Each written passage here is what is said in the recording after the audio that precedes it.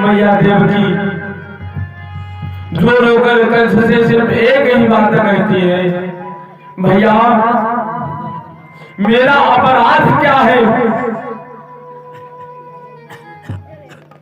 कंस ने कहा अपराध तेरा कुछ नहीं, बस बहन ये समझ कि तेरे प्राणों से मेरा जीवन बच जाएगा।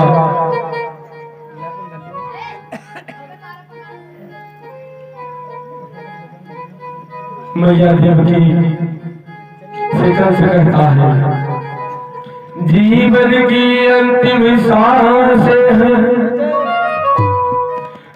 अंतिम नमस्कार मेरा, देवकी बहन स्वीकार करो यह आखिरी प्यार मेरा।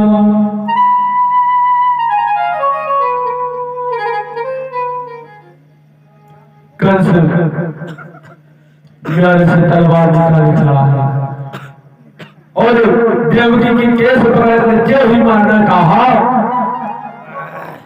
कि वसुदेव जी सामने आ गए।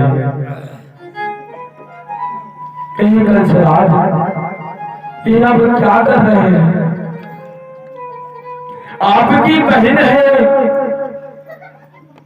कंस राज ने कहा वसुदेव जी आप हमें इस समय ज्ञान न बताएं, और अगर आपको ज्ञान ही बताना है तो आप ये भी ज्ञान बताएं, फिर मेरे जीवन के लिए आपने क्या सोचा है?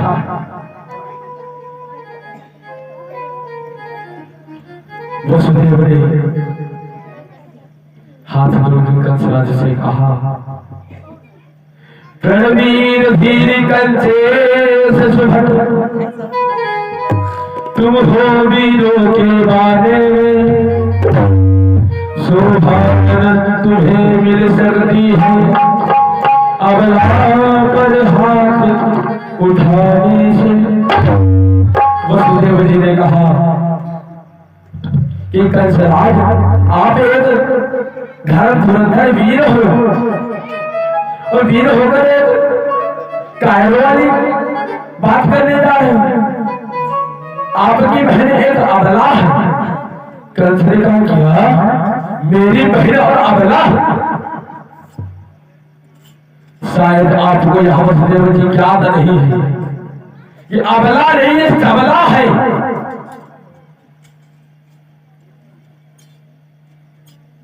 वसुदेव जी इस तरह है। कंस ने कहा मेरे लिए आपने क्या सोचा है? वसुदेव जी कहते हैं हे कंसराज मैं एक चंद्रवंशी हूं, और मैं यह वचन देता हूं आपको कि मेरे जो भी संतान होगी मैं आपके सामने प्रस्तुत करूंगा। कंस ने कहा वाह, तो तुम इतने बड़े दानी हो, आप हमें अपना बच्चा दे दोगे वो भी वध करने के लिए? वसुदेव जी ने कहा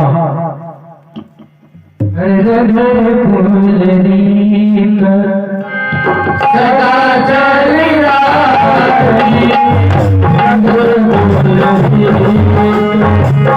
सदा चलिया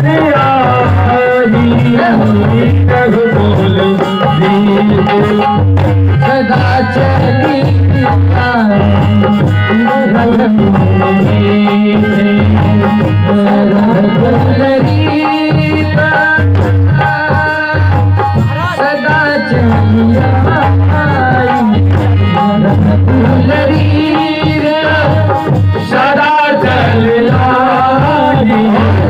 तुम्हारे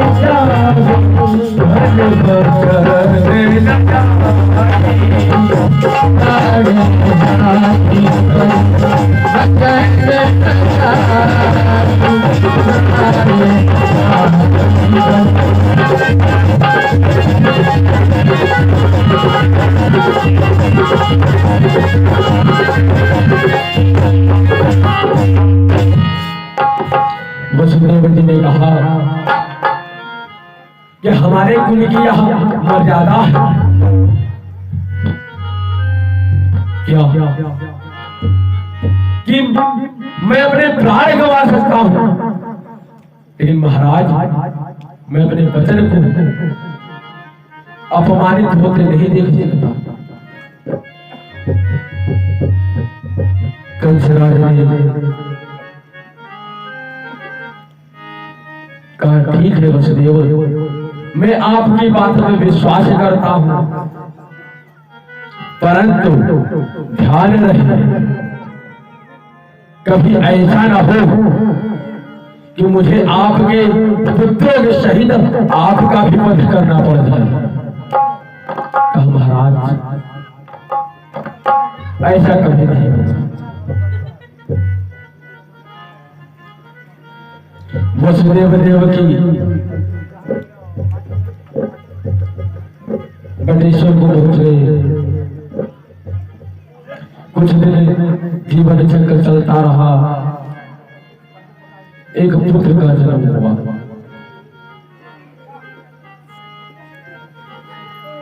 वसुदेव जी ने उस पुत्र को लेकर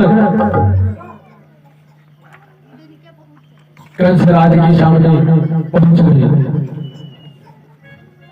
कंसराज से कहने लगे महाराज हमें अपना पहला पुत्र ले आए, लीजिए आप।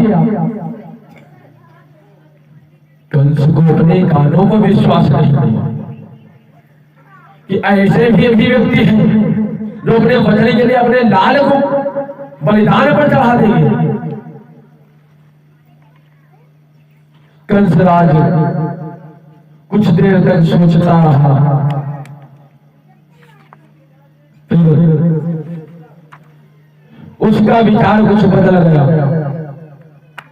वसुदेव जी से कहा हे वसुदेव आप यहाँ प्रथम पुत्र ले जाओ, हमारा काल देवकी का 8वां लाल है। जब आपके वहां अष्टम लाल की उत्पत्ति हुए तो आप मुझे उस लाल का मुझे सिर्फ वध करना है।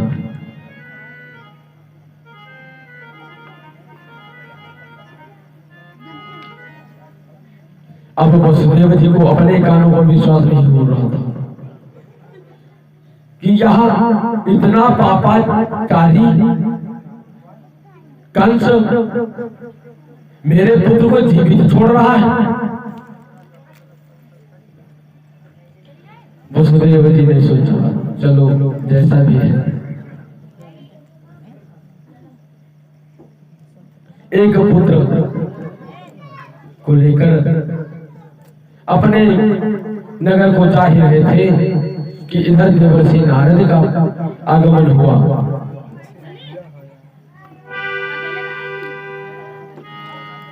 नारद जी का आगमन हुआ, वीणा बजाते हुए नारायण नारायण करते हुए कंसराज के दरबार में आगमन हुआ। नारायण नारायण नारायण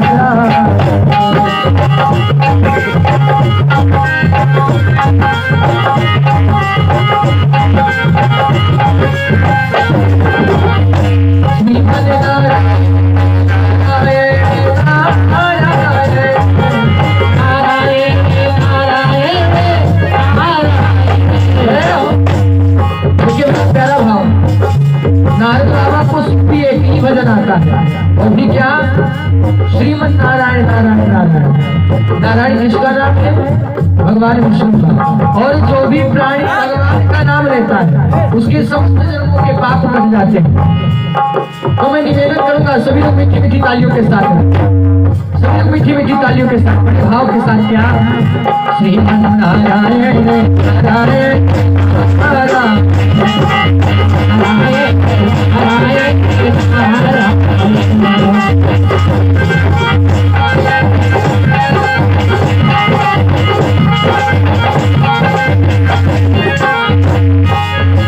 नारायण को नाम लेते हैं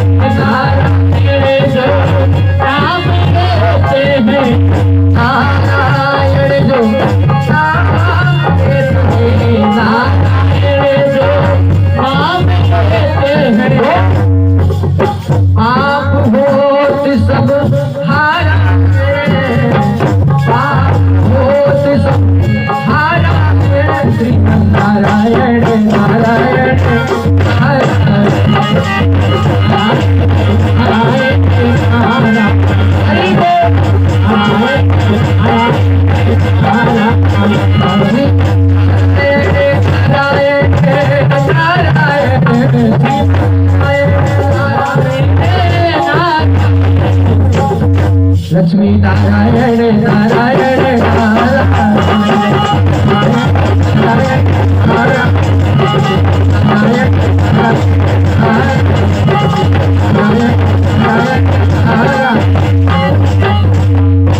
नारद बाबा अपनी बीड़ा पर नारायण नारायण गुणगान करते हुए कंसराज के दरबार पहुंचे।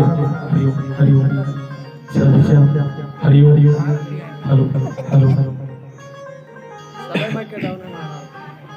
कंसराज के दरबार पहुंचे। कंसराज ने जैसे नारद मुनि का आगमन देखा, तुरंत अपने सिंहासन से उठ खड़ा हुआ। गुरुदेव आ गए, गुरुदेव को अपने सिंहासन पर बिठाया और कुशल से होने लगी। नारद ने पूछा, और कहो कंसराज, आपके बहन बहनों कैसे है?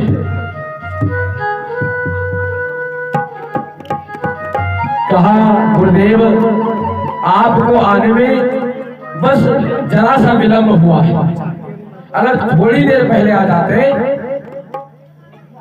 तो आपको अभी बहनोई जी के दर्शन हो जाते। कहा, क्यों, क्या आए थे? कहा, और कंस बताने लगा। गुरुदेव पूछ रहे थे, कंसराज आपने क्या किया? कहा, मैंने देवकी का विवाह कर दिया। कहा, किससे? कहा, वसुदेव से। कहा, और? कहा, वसुदेव को मैंने दान दहेज देकर विदा करना चाहा, उसी समय देवताओं ने आकाशवाणी की। कहा, अति सुंदर। कहा, आकाशवाणी क्या? कंसराज ने कहा, आकाशवाणी हुई कि देवता लोग आकाशवाणी क्या किए कि देवकी का 8वां लाल कंसराज का काल होगा। कहा, ईश्वर जो करता है अच्छा ही करता है। नारद जी ने पूछा, और? महाराज वसुदेव जी के वहां प्रथम संतान हुई। कहा, फिर? कहा, वसुदेव जी हमारे पास लेकर भी आए। कहा, अति सुंदर। कहा, फिर? कहा, मैंने उसे नहीं माना। कहा, क्यों? कहा, क्योंकि हमारा काल 8वां है।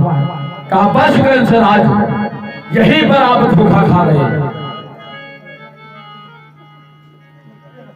नारद जी ने कंसराज को समझाया, कंसराज आपने बालक को छोड़ दिया। कहा, जी गुरुदेव क्या हुआ? नारद जी ने अपने हाथ में एक अष्टकमल लिया। नारद जी ने कहा, कंसराज मैं आपसे कोई प्रश्न पूछूं? कंसराज ने कहा, जी गुरुदेव पूछिए। प्रश्न पूछा। कहा कि नारद जी ने कहा, कंसराज ये कमल अपने हाथ में दो। कंसराज कहने लगा, क्या खिलवाड़ कर रहे हो? गुरुदेव का खिलवाड़ नहीं, ये प्रश्न है। कंसराज ने हाथ में कमल लिया। कहा, इसकी पंखुड़ी गिनो। कंसराज ने गिना, 1 2 3 4 5 6 7 8। गुरुदेव इसमें तो 8 पंखुड़ी है। कहा, अब दूसरी ओर से गिनो। फिर से कंसराज जी ने गिना, 1 2 3 4। कहा, गुरुदेव ये कौन सा हमको पहाड़ा बढ़ा रहे हैं? कहा, अब आप ये बताओ कि इसमें कौन सी पंक्ति पहली है और कौन सी आखिरी है? कंस ने कहा, इस कमल में जहां से गिनती प्रारंभ करो वही प्रथम है, और जहां पर अंतिम आए वही अष्टम है। कहा, बस अब रुक जाओ, कमल को चलाओ। नारद जी ने समझाया कि जैसे कोई भी वक्त पहले कोई भी आठ हुई है, इसी प्रकार देवता आप छल भी कर सकते हैं। और आपने वसुदेव जी के पुत्र को यूं ही चाले दिया। कंसराज ने कहा गुरुदेव यह तो मैंने सोचा ही नहीं। कहा फिर कब सोचोगे? कंसराज ने मंत्री को आदेश दिया कि वसुदेव जी जहां कहीं भी पहुंचे हो उन्हें तुरंत दरबार में प्रस्तुत करो।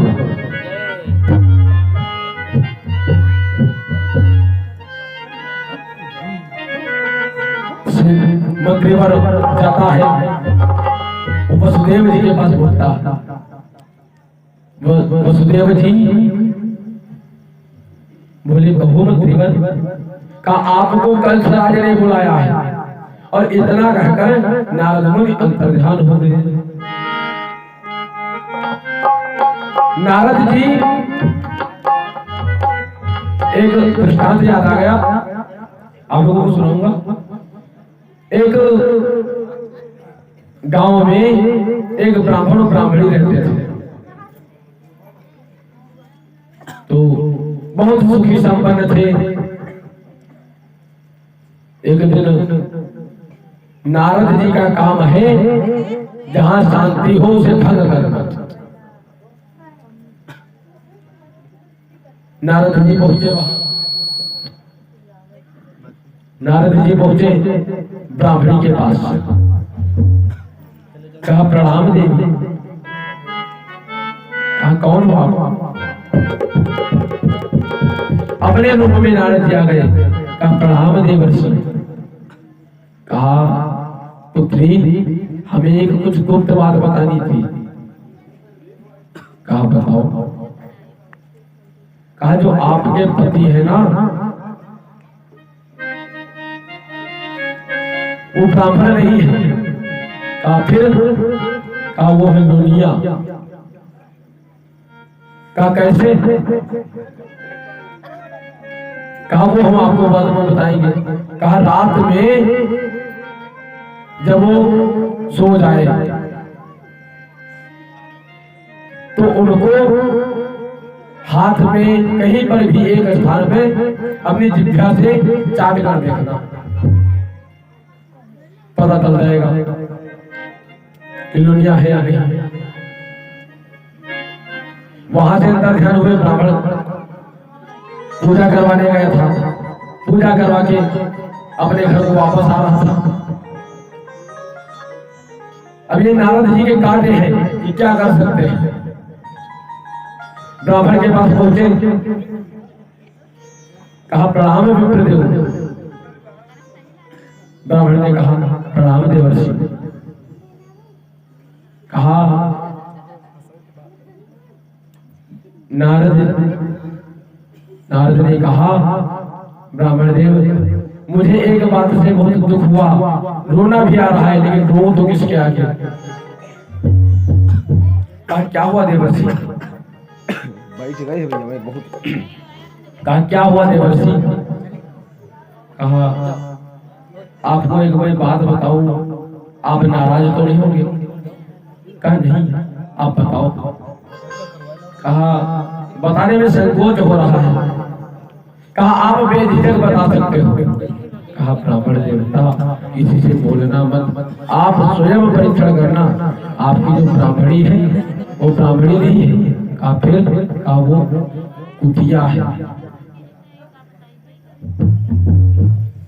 कहा देवर्षि ये आप क्या बता रहे हैं?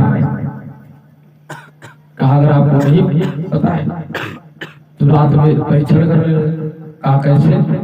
कहा रात में आप सोने की नाटक करना, मगर सोना नहीं जानी, और देखना कुतिया क्या करती है। नारद ने पूछा कि बताओ कुतिया क्या करती है? ब्राह्मण ने कहा कुतिया चाटती रहती है। कहा तो बस यही बात। रात में अगर आपको ब्राह्मणी चाटे तो समझ लेना ये कुतिया है, ब्राह्मणी नहीं है। ब्राह्मणी के रूप में कुतिया ही है। अब नारद बाबा अपना कार्य करके नारायण नारायण करते हुए चले गए। ब्राह्मण देवता घर पहुंचे। अब बैठे भोजन के लिए। ब्राह्मणी सोच रही है हमने ब्राह्मण सोच के विवाह किया, हो गया सब। अब ज्यों त्यों भोजन निकाला, ब्राह्मण को दिया। ब्राह्मण में सोच रहे क्या दशा आ गई, क्या दिन देखना पड़ रहा है कि कुतिया के हाथों का हम भोजन पार कर रहे हैं।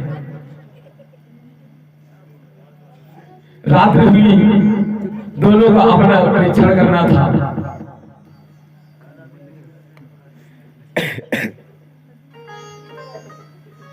ब्राह्मण देवता रात में सोने का स्वागत करते हैं। ब्राह्मणी सोचती आज हो चाहे जो कुछ है, भले घर में महाभारत हो जाए लेकिन पता कर लेंगे कि कौन है, ब्राह्मण है कि। रात बीती, ब्राह्मण सो रहे हैं, नींद भी आने लगी। ब्राह्मण को सो रहे हैं, कितनी जल्दी जानते हैं, कितनी जल्दी हमको पता चले कुतिया है या नहीं है। नारद बाबा छोट तो कि नहीं बोल गए। ब्राह्मण देवता विश्राम कर रहे थे। ब्राह्मणी पहुंची वहां पर और ब्राह्मण ने कहा था, नारद जी ने कहा था ब्राह्मणी से कि अगर उनको चाटना, अगर नमकीन लगे, अगर लोनाए आपको तो सब तो लो लिया, वैसे ब्राह्मणी है। अब भैया विचार करो, पसीना किसका मीठा लगता है। ब्राह्मणी ने 2 सभासद चाट दिए। अब ब्राह्मण जी तो जग ही रहे थे, उठकर खड़े हो गए। कहा हे भगवान, मेरे तो कर्म ही फट गए, कुतिया के साथ मैंने विवाह कर लिया। अब नारद बाबा तो गए, यहाँ पर धमी हवा होने लगा। नारद बाबा महाभारत करवा के चले गए। तो ऐसे हैं हमारे देवर्षि नारद बाबा, कंसराज के वहां आए, विवाद उत्पन्न किया और चले गए। नारद जी नारायण का गुणगान क्यों करते थे? इनको श्राप मिल गया था कि एक जगह तुम क्षण भर भी नहीं रुक सकते हो, अगर रुकोगे तो हरि के नाम का सुमिरन करते रहो। इसीलिए नारायण नारायण करते रहते हैं। कंसराज ने वसुदेव को बुलवाया। वसुदेव जी आ गए। कहा कंसराज क्या कारण था जो आपने पुनः मुझे बुलवाया? कहा वसुदेव जी, मैंने आपके जाने के उपरांत मैंने कुछ सोचा, फिर मुझे लगा कि आपका जो ये बालक है इसको भी मरना ही होगा। कंस ने बालक को कारागार में पत्थर पे पटक कर मार दिया। कंसराज सोचने लगा कि अब एक एक करके कहां तक लाएंगे। देवकी और वसुदेव को कारागार में डाल दिया।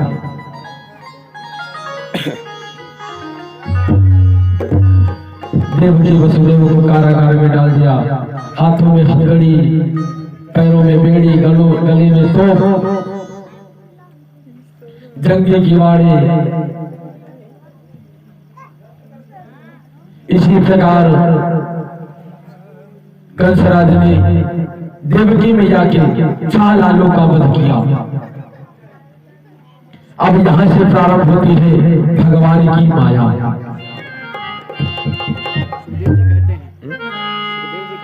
सुखदेव जी कहते हैं क्या एक नहीं मारे गए और इस प्रकार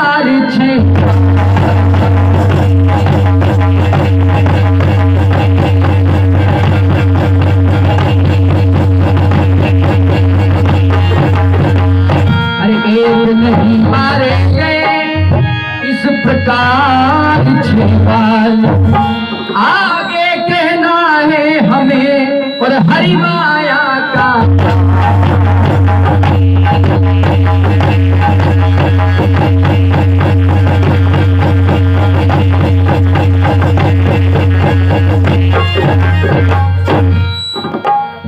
इसी प्रकार कंसराज ने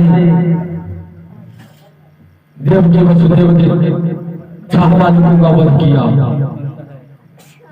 सातवीं की बारी थी। अब इधर देवकी मैया के वहां सातवां गर्भ का इंतजार हो रहा था। उधर स्वर्गलोक में वैकुंठ में शेषनाग जी और भगवान नारायण आपस में बात कर रहे हैं। क्या नारायण शेषनाग की मनसा जानना चाहते हैं। शेषनाग जी से कहा कि शेषनाग चलो, चलने का वक्त हो गया है। कहा जी प्रभु। कहा तो मैं पहले जा रहा हूं और आप आ जाना फिर। कहा प्रभु अब की बार मैं पहले जाऊंगा।